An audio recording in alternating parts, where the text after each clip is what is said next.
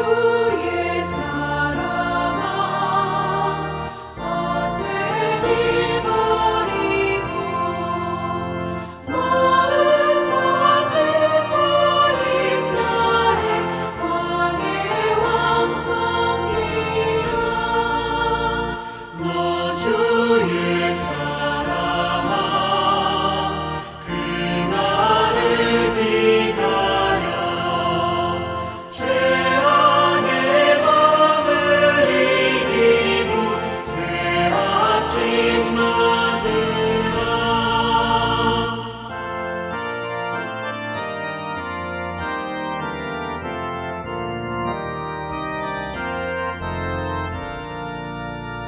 너 주의 사랑아 교회는 부른다 할 일이 많고 많으니 다 나와 일하라 너 주의 사랑아 충성을 다하여 십자가 높이 들고서 발자취 따르라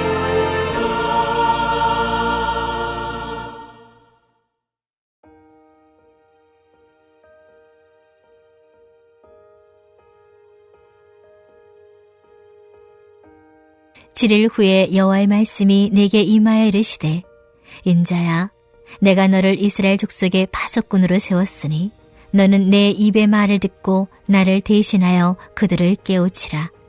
가령 내가 악인에게 말하기를 너는 꼭 죽으리라 할 때 내가 깨우치지 아니하거나 말로 악인에게 일러서 그의 악한 길을 떠나 생명을 구원하게 하지 아니하면 그 악인은 그의 죄악 중에서 죽으려니와 내가 그의 핏값을 내 손에서 찾을 것이고 내가 악인을 깨우치되 그가 그의 악한 마음과 악한 행위에서 돌이키지 아니하면 그는 그의 죄악 중에서 죽으려니와 너는 내 생명을 보존하리라. 또 의인이 그의 공의에서 돌이켜 악을 행할 때에는 이미 행한 그의 공의는 기억할 바 아니라 내가 그 앞에 거치는 것을 두면 그가 죽을지니 이는 내가 그를 깨우치지 않음이니라. 그는 그의 죄 중에서 죽으려니와 그의 핏값은 내가 내 손에서 찾으리라. 그러나 내가 그 의인을 깨우쳐 범죄하지 아니하게 하므로 그가 범죄하지 아니하면 정녕 살리니 이는 깨우침을 받음이며 너도 내 영혼을 보존하리라. 여호와께서 권능으로 거기서 내게 임하시고 또 내게 이르시되 일어나 들로 나아가라. 내가 거기서 너와 말하리라 하시기로 내가 일어나 들로 나아가니 여호와의 영광이 거기에 머물렀는데 내가 전에 그발 강가에서 보던 영광과 같은지라. 내가 곧 엎드리니 주의 영이 내게 임하사 나를 일으켜 내 발로 세우시고 내게 말씀하여 이르시되 너는 가서 내 집에 들어가 문을 닫으라. 너 인자야 보라. 무리가 내 위에 줄을 놓아 너를 동여매리니 내가 그들 가운데에서 나오지 못할 것이라. 내가 내 혀를 내 입천장에 붙게 하여 내가 말 못하는 자가 되어 그들을 꾸짖는 자가 되지 못하게 하리니 그들은 패역한 족속임이니라. 그러나 내가 너와 말할 때 내 입을 열리니 너는 그들에게 이르기를 주 여호와의 말씀이 이러하시다 하라. 들을 자는 들을 것이요 듣기 싫은 자는 듣지 아니하리니 그들은 반역하는 족속임이니라. 오늘도 말씀으로 하루를 여시고 또 말씀으로 하루를 사시는 우리 성도님들을 주님의 이름으로 사랑하고 축복합니다. 하나님께서 에스겔을 예언자로 부르셨고 오늘 본문에서는 파수꾼으로 임명하셨습니다. 예언자는 미래의 일을 예측하는 사람이다 라고 하는 뜻의 예언자의 뜻이 아니고요. 하나님의 말씀을 받아서 대신 전한다 라는 뜻의 예언자입니다. 그러한 예언자 에스겔이 오늘 본문의 말씀을 통해서 파수꾼의 사명을 받은 것입니다. 여러분, 파수꾼이라고 하면 무슨 일을 하는 사람입니까? 그렇죠. 파수꾼은 주위를 잘 살피고 외부의 침입이나 다른 위험 요소들이 있는지 없는지 잘 확인하고 또 빨리 그것들을 아군에게 알려주는 사람입니다. 보통 초소에서 경비를 서는 사람이 바로 파수꾼입니다. 비교적 높은 곳에서 먼 곳까지 이렇게 바라보면서 적군의 동태를 살피는 것이 바로 파수꾼의 역할입니다. 그렇기 때문에 당연히 이 파수꾼의 말을 온전히 신뢰하고 파수꾼이 보내는 신호를 잘 듣고 파수꾼이 하라는 대로 빠르게 움직여야 안전할 수 있는 것입니다. 하나님께서 에스겔을 파수꾼으로 세우시면서 에스겔을 통해서 하나님의 말씀을 대언하게 하시고 백성들을 깨우치라고 명령하셨습니다. 여기서 깨우치다라고 하는 말의 그 원어의 뜻은 경고하다라고 하는 뜻을 가지고 있습니다. 깨우치다라고 하는 말은 그냥 단순하게 가르치고 정보를 전달하는 그 정도가 아니고요. 강한 명령으로 하나님의 말씀에 순종하지 않을 경우 멸망할 수도 있음을 경고하는 것입니다. 여러분 평소에 그 재난의 위험이 있거나 하면 막 지진이 발생하거나 하면 경보가 발령이 되고 또 여러분 핸드폰에 재난 문자가 막 울리기도 하죠. 여러분 그거 무시하면 됩니까? 절대 결코 무시해서도 안 되고요. 또 안일하게 생각하거나 대수롭지 않게 여기면서 그냥 듣고 지나치면 안 되는 것입니다. 마찬가지로 이 파수꾼의 경고도 이러한 것입니다. 파수꾼의 깨우침을 허투루 듣거나 또 가볍게 여기면 결국 망하는 것입니다. 오늘 에스겔 예언자가 하나님의 말씀을 대언하면서 파수꾼으로 경고하듯이 우리 또한 하나님의 말씀을 듣고 하나님의 말씀을 받을 때에 여러분 깨어 있어야 합니다. 하나님께서 직접 내게 주시는 말씀으로 여기면서 경각심을 가지고 하나님의 말씀을 받고 또 받은 말씀대로 온전히 순종하면서 살아야 우리의 삶이 안전하고 승리할 수 있는 것입니다. 여러분 소돔과 고모라가 멸망할 때에 하나님께서 보낸 그 천사들의 경고의 메시지가 아브라함의 조카인 이 롯을 통해서 소돔과 고모라 땅에 전달이 될 때에 그곳 사람들은 그냥 한 귀로 듣고 한 귀로 흘려버렸습니다. 그저 그냥 농담처럼 여겼다고 성경은 기록하고 있습니다. 창세기 19장 14절의 말씀을 제가 한번 읽어보겠습니다. 롯이 나가서 그 딸들과 결혼할 사위들에게 말하여 이르기를 여호와께서 이 성을 멸하실 터이니 너희는 일어나 이곳에서 떠나라 하되 그의 사위들은 농담으로 여겼더라. 하나님의 말씀을 받는 우리의 태도는 왕이 주시는 말씀, 주인이 하시는 그러한 명령을 받는 종과 백성들처럼 목숨 걸고 내가 이 말씀대로 살아가야 되겠다라고 각오하면서 그 말씀을 받아야 할 것입니다. 여러분 오늘 본문의 말씀을 크게 두 개의 문단으로 구분할 수 있겠는데요. 첫 번째 문단은 에스겔서 3장 16절에서 21절까지의 말씀으로 바로 파수꾼으로 세움을 받은 이 에스겔의 사명에 대해서 말씀하고 있습니다. 두 번째 문단은 22절에서 마지막 절 27절까지의 말씀으로 하나님께서 주신 이 파수꾼의 사명을 수행함에 있어서 비록 어려움이 있을 수 있으나 분명한 것은 하나님의 영이 함께 하신다는 것입니다. 사명은 존재의 이유라고도 할 수 있습니다. 하나님께서 에스겔을 파수꾼 하라고 이 땅에 보내신 것이기 때문에 하나님께서 주신 그 파수꾼의 직분을 소홀히 여기거나 적당히 대충대충 하게 되면 더 이상 에스겔의 파수꾼으로서의 존재의 의미와 가치는 없어지는 것이고 사명을 다하지 못한 대가는 결국 죽음이라고 오늘 본문은 분명히 말씀해주고 있습니다.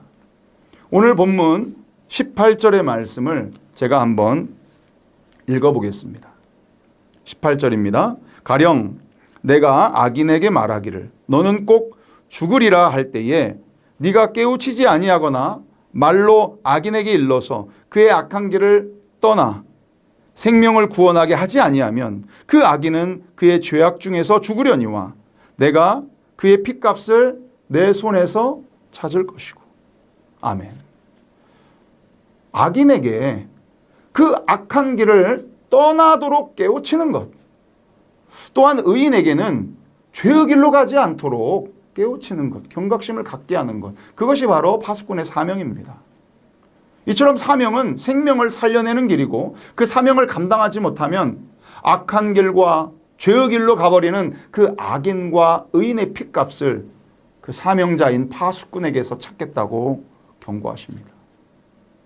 사랑하는 성도 여러분, 이 에스겔에게 주어진 이 파수꾼의 사명이 여러분 우리에게도 있는 줄 믿으시기 바랍니다. 우리도 주님께서 복음을 전하는 파수꾼으로 여러분 부르셨습니다. 마태복음 5장 14절과 16절의 말씀을 제가 한번 읽어보겠습니다. 너희는 세상의 빛이라. 이같이 너희 빛이 사람 앞에 비치게 하여 그들로 너희 착한 행실을 보고 하늘에 계신 너희 아버지께 영광을 돌리게 하라. 아멘. 우리가 빛이라고 말씀하셨는데, 우리에게 빛의 사명을 주셨는데, 우리가 어둠을 밝히지 못하고 복음의 전달자로 그리스도의 향기를 나타내는 그러한 선한 행실을 살아내지 못한다면 우리의 인생은 그냥 꺼져가는 불빛처럼 의미 없이 사그라들고 말 것입니다. 여러분, 지난 부활절 이후에 여러분 모두 다 태신자 작정하시고 그들을 위해서 기도하고 계시죠? 그러나 우리가 태신자를 작정했다고 그걸로 끝나는 것이 아닙니다. 우리가 작정한 태신자에게 하나님께서 우리를 파수꾼으로 세우시고 그들에게 우리를 붙여주셨으니 태신자들이 듣든 안 듣든 교회에 나오든 안 나오든 그것은 그들의 몫이고 그것은 하나님께 맡기고 우리는 우리 나름대로의 우리의 사명인 이 파수꾼의 역할로서 이 사탄 마귀의 유혹에 넘어가는 그 위험에 처한 그 태신자들에게, 그 죽어가는 그들에게 여러분 비상나팔을 울리면서 북을 치고 영적 전쟁이 시작되었으니까 피난처 되신 주님께로 와야, 교회에 나와서 복음의 말씀을 들어야, 예수를 믿어야만이 영원히 살 길임을 알려줘야 하는 것입니다. 물론 연약한 우리 보고 자꾸 이 사명자라고 하니까 솔직히 두렵기도 하고 부담도 됩니다. 그러나 염려하지 마시고 두려워하지 마십시오. 하나님께서 사명을 주실 때는 그냥 혼자 두거나 그 사명을 혼자 감당하도록 내버려 두지 않으신다는 것입니다. 에스겔이라는 그 이름의 뜻도 하나님께서 힘있게 하신다라는 뜻을 가지고 있습니다. 오늘 본문 22절의 말씀을 보면요, 여호와의 권능이 이 에스겔에게 임하였음을 알 수가 있고 24절의 말씀에도 주의 영이 에스겔에게 임하였다 이렇게 말씀하고 있습니다. 이 말씀은 신약에 가면 사도행전 1장 8절의 말씀과 이어지게 되는 것입니다. 오직 성령이 너희에게 임하시면 너희가 권능을 받고, 할렐루야, 아멘. 이처럼 생명을 살리는 그 파수꾼의 사명자로 세우실 때에 하나님의 능력의 손이 함께 하신다는 것입니다. 여러분, 우리의 힘으로 하고 우리의 힘으로 되는 것이 아니라 이 구원의 역사는 오직 성령의 도우심으로 되는 것입니다. 여러분, 우리에게 변호사의 사명을 주신 것이 아니잖아요. 그렇기 때문에 우리가 말을 잘해야 되는 것도 아니고 죄인들을 변호할 필요도 없고 우리는 그저 우리가 받은 그 십자가의 은혜와 사랑을 증거하는 그 증인으로서의 그 십자가의 복음의 전달자로서의 사명만 감당하면 되는 것입니다. 그러나 오늘 말씀을 통해서 여러분 알 수 있듯이요, 이 사명자의 삶은 결코 꽃길만 걷는 길은 아닙니다. 오늘 본문 25절의 말씀을 제가 한번 읽어보겠습니다. 본문 25절의 말씀입니다. 너 인자야, 보라, 무리가 내 위에 줄을 놓아 너를 동여매리니 네가 그들 가운데서 나오지 못할 것이라. 여러분, 무리가 오히려 이 파수꾼인 에스겔을 동여맬 것이라고 말씀하고 있고, 하나님께서 이 에스겔에게 말을 하지 못하도록 그렇게 막으시겠다 말씀하고 있습니다. 파수꾼의 사명을 감당하는 사람으로서 옴짝달싹하지 못하는 참으로 답답한 상황에 처하게 되는 것입니다. 여러분, 이처럼 주의 일을 하다 보면, 복음을 전하다 보면 오해도 받고요, 자존심도 좀 상하고 핍박도 받고 마음도 상하고 서러움도 겪게 되고 힘든 것이 사실입니다. 그러나 우리 주님께서는 그 모든 고통과 온갖 수모를 다 받으시고 우리에게 생명을 주셨고 하나님께로 갈 수 있는 그 구원의 길이 되어주셨는데, 우리가 그 은혜를 받은 자로서 복음 전하는 파수꾼으로서 이 정도 겪는 고난과 고통은 사실 여러분 아무것도 아닌 것이죠. 오히려 이러한 고통과 고난을 견딤으로 하늘의 상급이 크다라고 하는 것을 기억하면서 여러분 기뻐해야 할 것입니다. 하나님은 이 에스겔의 혀를 입천장에 붙게 하셔서 패역한 족속이 구원받지 못하게 하겠다 말을 막으셨습니다. 오늘 본문 26절의 말씀을 제가 읽어보겠습니다. 26절입니다. 내가 네 혀를 네 입천장에 붙게 하여 네가 말 못하는 자가 되어 그들을 꾸짖는 자가 되지 못하게 하리니 그들은 패역한 족속임이니라. 여러분, 만약에 여러분이 죄 가운데 있음에도 하나님께서 아무 말씀도 안 하시는 것 같고 혼내시지도 않는 것 같고 그냥 내버려 두시는 것 같다면 참 다행이고 감사하다 그렇게 생각하시겠습니까? 결코 좋아할 일이 아닙니다. 하나님이 말씀을 막으시고 하나님의 말씀을 들어도 내가 감동함이 있거나 조금도 찔림이 없다면 그만큼 여러분의 마음이 강팍해진 것이고요. 패역한 사람이기 때문에 하나님께서 그 말씀을 닫으신 것일 수도 있음을 깊이 깨닫고 회개하셔야 합니다. 여러분, 마지막으로 하나님은 신명기 말씀처럼 다시 재차 말씀하십니다. 이 신명기의 뜻이 새로운 명령이다라고 하는 뜻이 신명기의 뜻이 아니고요. 다시 명한다라고 하는 뜻에서 신명기인 것입니다. 다시금 재차 강조하고 명령하는 것은 그만큼 한 번 더 돌이킬 기회를 주시는 것입니다. 그렇기 때문에 오늘 본문 27절의 말씀이 소망이 되는 것입니다. 내가 너와 말할 때에 내 입을 열리니. 아멘. 하나님께서 파수꾼을 통해 다시 말하게 하신다는 것입니다. 들을 자는 듣게 될 것인데 그러나 어리석은 이스라엘 백성들처럼 만약에 들어도 깨닫지 못한다면 결국 도루묵되는 것이겠죠. 여러분, 이사야서 6장 9절의 말씀에 이런 말씀이 있습니다. 여호와께서 이르시되 가서 이 백성에게 이르기를 너희가 듣기는 들어도 깨닫지 못할 것이요 보기는 보아도 알지 못하리라. 사랑하는 성도 여러분, 제발 부디 여러분 그냥 듣고 끝나지 마시고 듣고 깨닫고 마음의 찔림으로 회개하고 주님께로 돌아가는 놀라운 축복이 임하길 바랍니다. 하나님의 예언의 말씀이 교회를 통해서 선포되고 들려질 때에 듣고 깨달아 회개하고 돌이켜야 합니다. 여러분, 오늘날 이 시대는 영적 무감각과 죄의 물결이 넘쳐나는 시대가 되어버렸습니다. 소돔과 고모라와 같은 그런 죄악의 시대가 되어버렸습니다. 하나님의 심판의 때가 멀지 않았음을 여러분 깨달아야 합니다. 이러한 죄악의 시대에 하나님은 우리를 이 땅의 파수꾼으로 세우시고 부르시고 생명을 구원하라고 사명을 주셨습니다. 사명을 받은 우리는 말씀으로 무장하고 기도로 깨어 있으며 사랑으로 복음을 전해야 합니다.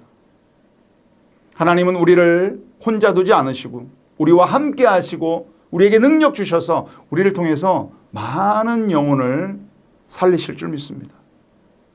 여러분, 사명은 생명입니다. 사명을 잘 감당하는 길이 남도 살리고 나도 사는 길입니다. 우리가 사명을 다하고 또 선한 싸움을 마치는 날 하나님께서 잘했다, 착하고 충성된 종이라고 칭찬하시면서 의의 면류관을 우리에게 씌워줄 것입니다.